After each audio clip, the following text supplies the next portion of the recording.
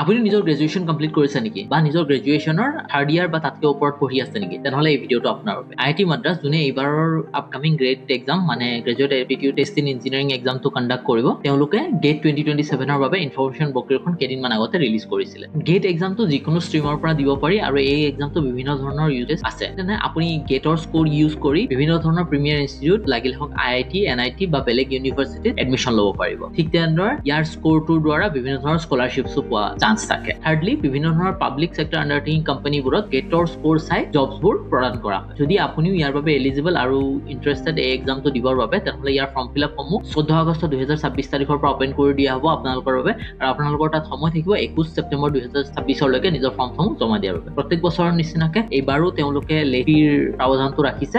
যদি আপুনি লেট ফি দি form fill up কৰিব বিচাৰে তেনেহ'লে আপোনাৰ তাত সময় থাকিব 30 ছেপ্টেম্বৰ 2026 লৈকে যদি আপুনি গেট এক্সাম দিব বিচাৰে আৰু ইয়াৰ কমপ্লিট ডিটেইলছ বিচাৰে তেনেহ'লে এই ভিডিঅ'টোৰ তলত গেট বুলি কমেণ্ট কৰি দিয়ক আমি আপোনালোকক গোটেইখিনি ডিটেইলছ পঠাই দিম আৰু এনেকৈ ভিডিঅ'ছবোৰ ৰেগুলাৰলি পাই থাকিবলৈ বহি কিতাপক এতিয়াই ফ'ল'